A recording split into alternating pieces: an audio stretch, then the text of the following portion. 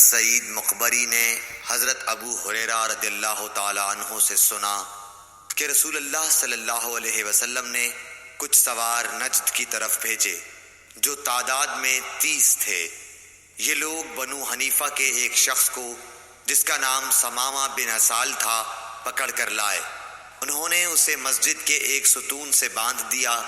پھر رسول اللہ صلی اللہ علیہ وسلم تشریف لائے اور تیسرے روز ثمامہ کی نیک طبیعت دیکھ کر آپ نے فرمایا کہ ثمامہ کو چھوڑ دو۔ رہائی کے بعد وہ مسجد نبوی سے قریب ایک کھجور کے باغ تک گئے اور وہاں غسل کیا۔ پھر مسجد میں داخل ہوئے اور کہا اشہد ان لا الہ الا اللہ وان محمد الرسول اللہ، میں گواہی دیتا ہوں کہ اللہ کے سوا کوئی معبود نہیں اور یہ کہ محمد صلی اللہ علیہ وسلم اللہ کے سچے رسول ہیں۔ صحیح بخاری حدیث نمبر 462۔ ہشام بن عروہ نے اپنے باپ عروہ بن زبیر کے واسطے سے بیان کیا، انہوں نے حضرت عائشہ رضی اللہ تعالی عنہا سے آپ نے فرمایا کہ غزوہ خندق میں سعد رضی اللہ تعالی عنہ کے بازو کی ایک رگ اکحل میں زخم آ گیا تھا۔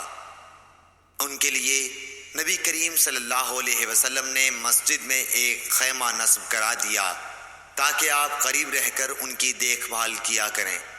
مسجد ہی میں بنی غفار کے لوگوں کا بھی ایک خیمہ تھا۔ سعد کے زخم کا خون جو رگ سے بکثرت نکل رہا تھا بہہ کر جب ان کے خیمے تک پہنچا تو وہ ڈر گئے۔ انہوں نے کہا کہ اے خیمے والو، تمہاری طرف سے یہ کیسا خون ہمارے خیمے تک آ رہا ہے؟ پھر انہیں معلوم ہوا کہ یہ خون سعد کے زخم سے بہہ رہا ہے۔ حضرت سعد رضی اللہ تعالی عنہ کا اسی زخم کی وجہ سے انتقال ہو گیا۔ صحیح بخاری حدیث نمبر 463۔ عروہ بن زبیر نے زینب بنت ابی سلمہ سے، انہوں نے ام المومنین ام سلمہ سے روایت کیا ہے، وہ کہتی ہیں کہ میں نے رسول کریم صلی اللہ علیہ وسلم سے حجۃ الوداع میں اپنی بیماری کا شکوہ کیا۔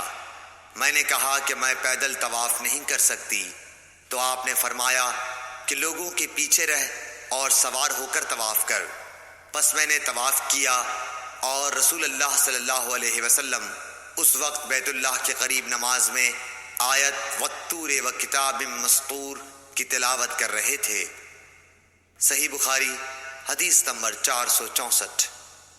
انس رضی اللہ تعالی عنہ روایت کرتے ہیں کہ دو شخص نبی کریم صلی اللہ علیہ وسلم کے پاس سے نکلے، ایک عباد بن بشر اور دوسرے صاحب میرے خیال کے مطابق اسید بن حزیر تھے۔ رات تاریک تھی اور دونوں اصحاب کے پاس روشن چراغ کی طرح کوئی چیز تھی جس سے ان کے آگے آگے روشنی پھیل رہی تھی۔ پس جب وہ دونوں اصحاب ایک دوسرے سے جدا ہوئے تو ہر ایک کے ساتھ ایک ایک چراغ رہ گیا جو گھر تک ساتھ رہا۔ صحیح بخاری حدیث نمبر 465۔ ابو سعید خدری رضی اللہ تعالی عنہ نے بیان کیا کہ ایک دفعہ رسول کریم صلی اللہ علیہ وسلم نے خطبے میں فرمایا کہ اللہ تعالی نے اپنے ایک بندے کو دنیا اور آخرت کے رہنے میں اختیار دیا کہ وہ جس کو چاہے اختیار کرے۔ بندے نے وہ پسند کیا جو اللہ کے پاس ہے، یعنی آخرت۔ یہ سن کر ابو بکر رضی اللہ تعالی عنہ رونے لگے۔ میں نے اپنے دل میں کہا کہ اگر خدا نے اپنے کسی بندے کو دنیا اور آخرت میں سے کسی کو اختیار کرنے کو کہا اور اس بندے نے آخرت پسند کر لی تو اس میں ان بزرگ کے رونے کی کیا وجہ ہے؟ لیکن یہ بات تھی کہ بندے سے مراد رسول اللہ صلی اللہ علیہ وسلم ہی تھے اور ابو بکر ہم سے زیادہ جاننے والے تھے۔ حضور صلی اللہ علیہ وسلم نے ان سے فرمایا ابو بکر آپ روئیے مت، اپنی صحبت اور اپنی دولت کے ذریعے تمام لوگوں سے زیادہ مجھ پر احسان کرنے والے آپ ہی ہیں، اور اگر میں کسی کو خلیل بناتا تو ابو بکر کو بناتا، لیکن جانی دوستی تو اللہ کے سوا کسی سے نہیں ہو سکتی، اس کے بدلے میں اسلام کی برادری اور دوستی کافی ہے۔ مسجد میں ابو بکر رضی اللہ تعالی عنہ کی طرف کے دروازے کے سوا تمام دروازے بند کر دیے جائیں۔ صحیح بخاری حدیث نمبر 466۔ حضرت عبداللہ بن عباس رضی اللہ تعالی عنہ سے روایت ہے انہوں نے بیان کیا کہ رسول اللہ صلی اللہ علیہ وسلم اپنے مرض وفات میں باہر تشریف لائے، سر سے پٹی بندھی ہوئی تھی۔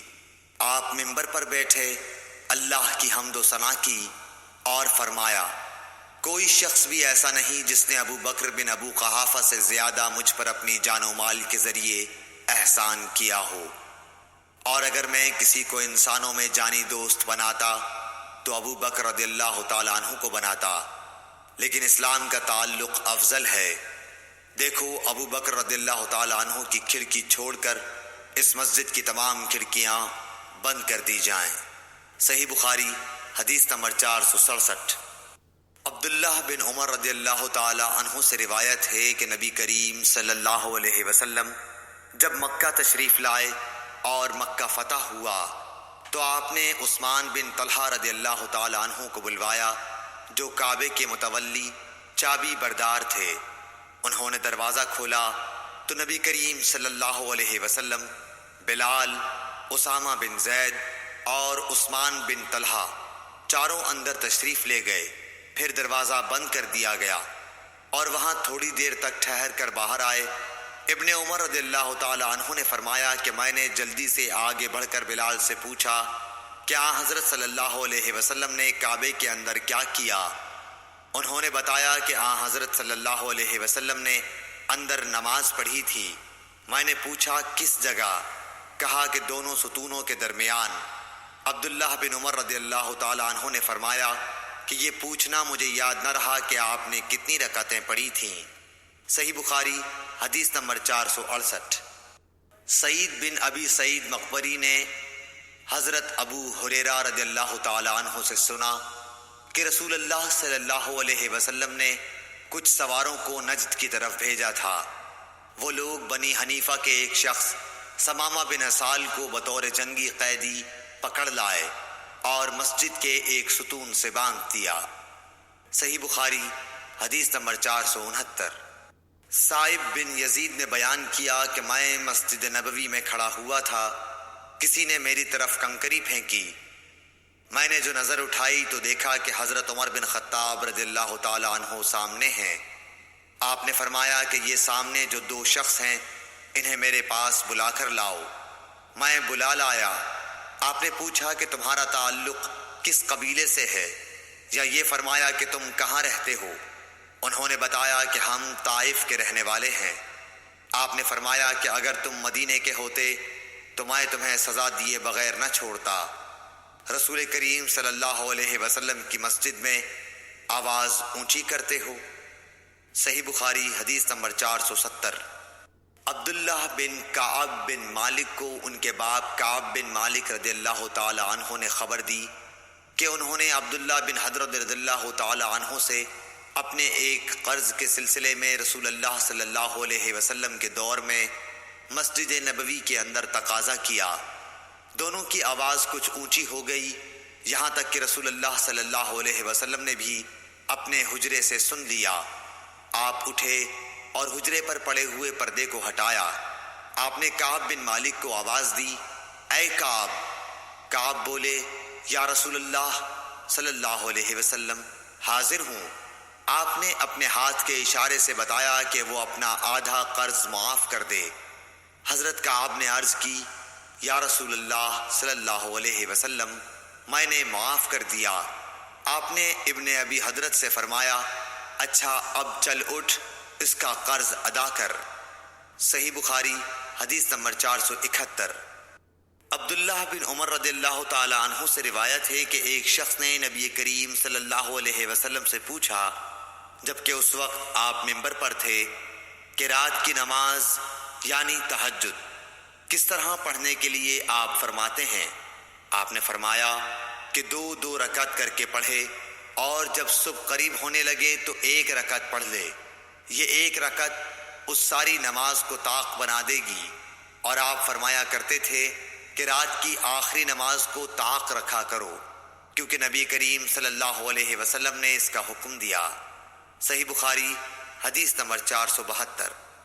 ایوب سختیانی نے ابن عمر سے روایت کی ہے کہ ایک شخص نبی کریم صلی اللہ علیہ وسلم کی خدمت میں حاضر ہوا۔ آپ صلی اللہ علیہ وسلم اس وقت خطبہ دے رہے تھے۔ آنے والے نے پوچھا کہ رات کی نماز کس طرح پڑھی جائے؟ آپ نے فرمایا 2 رکعت، پھر جب طلوع صبح صادق کا اندیشہ ہو تو 1 رکعت وتر کی پڑھ لے، تاکہ تو نے جو نماز پڑھی ہے اسے یہ رکعت طاق بنا دے۔ اور امام بخاری نے فرمایا کہ ولید بن کثیر نے کہا کہ مجھ سے عبید اللہ بن عبداللہ عمری نے بیان کیا۔ عبداللہ بن عمری رضی اللہ تعالی عنہ نے ان سے بیان کیا کہ ایک شخص نے نبی صلی اللہ علیہ وسلم کو آواز دی جبکہ آپ مسجد میں تشریف فرما تھے۔ صحیح بخاری حدیث نمبر 473۔ ابو واقد لیثی حارث بن عوف نے بیان کیا کہ رسول اللہ صلی اللہ علیہ وسلم مسجد میں تشریف رکھتے تھے کہ 3 آدمی باہر سے آئے۔ 2 تو رسول اللہ صلی اللہ علیہ وسلم کی مجلس میں حاضری کی غرض سے آگے بڑھے، لیکن تیسرا چلا گیا۔ ان 2 میں سے ایک نے درمیان میں خالی جگہ دیکھی اور وہاں بیٹھ گیا، دوسرا شخص پیچھے بیٹھ گیا اور تیسرا تو واپس ہی جا رہا تھا۔ جب رسول اللہ صلی اللہ علیہ وسلم واعظ سے فارغ ہوئے تو آپ نے فرمایا کیا میں تمہیں ان تینوں کے متعلق ایک بات نہ بتاؤں؟ ایک شخص تو خدا کی طرف بڑھا اور خدا نے اسے جگہ دی، یعنی پہلا شخص رہا، دوسرا تو اس نے لوگوں میں گھسنے سے شرم کی، اللہ نے بھی اس سے شرم کی، تیسرے نے منہ پھیر لیا، اس لیے اللہ نے بھی اس کی طرف سے منہ پھیر لیا۔ صحیح بخاری حدیث نمبر 474۔ عباد بن تمیم نے اپنے چچا عبداللہ بن زید بن عاصم مازنی رضی اللہ تعالیٰ عنہ سے روایت کیا ہے کہ انہوں نے رسول اللہ صلی اللہ علیہ وسلم کو چت لیٹے ہوئے دیکھا۔ آپ اپنا ایک پاؤں دوسرے پر رکھے ہوئے تھے۔ ابن شہاب ظاہری سے مروی ہے، وہ سعید بن مسیب سے روایت کرتے ہیں کہ عمر اور عثمان رضی اللہ تعالیٰ عنہ بھی اسی طرح لیٹتے تھے۔ صحیح بخاری حدیث نمبر 475۔